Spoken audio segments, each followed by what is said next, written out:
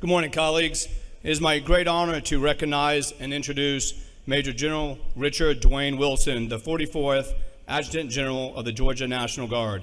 On this special occasion, it's National Guard Day at the Georgia Capitol. Today, we celebrate the dedication and sacrifice of the men and women of the Georgia National Guard, and there is no better leader to represent them than General Wilson.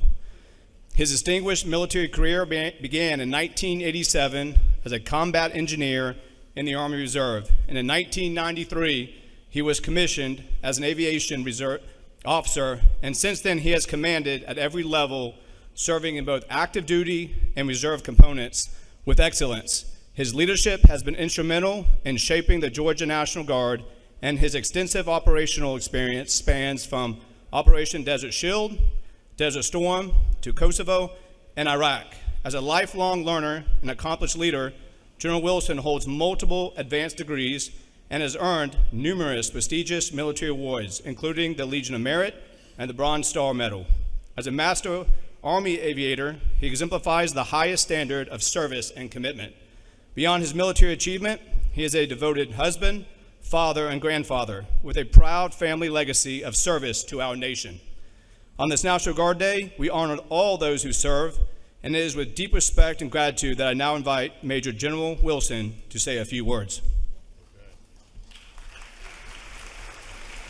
Thank you very much. Thank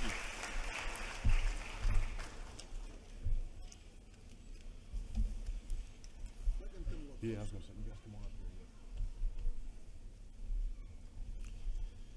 Hey, well, good morning. Hey, thanks for the introduction, Representative Clark. Mr. Speaker, sir, it's certainly an honor for us to be here, and thank you all for allowing me just to have a couple of minutes to highlight the incredible accomplishments of the 15,000 men and women that make up the Georgia Army National Guard, the Georgia Air National Guard, the Georgia State Defense Force, and our federal and state civilian employees. These men and women work selflessly.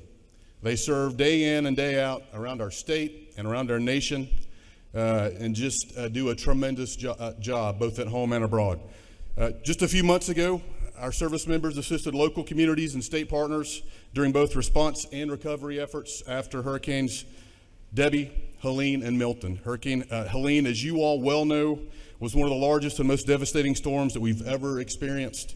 Almost 2,000 of your very own soldiers, airmen, and volunteers from the Georgia State Defense Force supported our citizens and local communities during the days and weeks that followed the aftermath of the storm. Additionally, your Georgia National Guard continues to be more globally engaged than ever before. Last year alone, we deployed over 2,300 soldiers and airmen across every geographic combatant command. Our service members continue to serve heroically in Europe, South America, the Pacific, Africa, the Middle East, and right here in the United States along our own southwest border.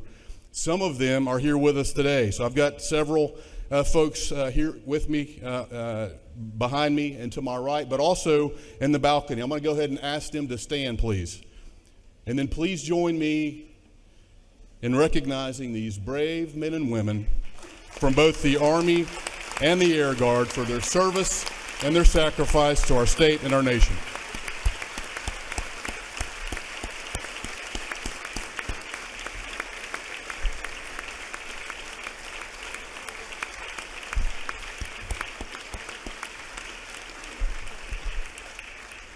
Hey, I want you to know that your Georgia National Guard is in great shape. Despite a national recruiting crisis, our force is fully manned. The Army National Guard finished 2024 with an end strength of 110%. Additionally, the Air National Guard is closing on 100% of their authorized strength while continuing to successfully transition both of the air wings to brand new missions. We continue to renovate and modernize our armories across the state. Most of these facilities were built in the 1950s and 1960s. This initiative was made possible only by the support of Governor Kemp and you all, the General Assembly, allowing us to combine state and federal funding to complete these projects. By the end of this year, we'll have completed almost 24, or almost half of all of our Army National Guard armories with this initiative. So thank you all very much for your continued support. Finally, the Georgia National Guard was recently selected by both the Army and the Air to receive brand new force structure, adding brand new capabilities to our state and to the nation. This new capability will include the M10 Booker combat system for the Army National Guard, as well as remotely piloted aircraft integration mission, and the new C-130J for our 2 air wings. These new units will keep the Georgia National Guard at the forefront of readiness, modernization, and lethality for our state and for our nation for decades. But we're only able to do this, we're only able to be successful because of you all and because of your support. So thank you all for what you have done, for what you're continuing to do for our soldiers, airmen, families, the civilians that work with us, as well as all of the employers who provide career opportunities for our service members. As we begin 2025, rest assured that we're well equipped to successfully navigate the challenges that lie ahead. Georgians should continue to take great pride in knowing that their National Guard is always ready and always there. Sir, thank you very much for allowing us to be here.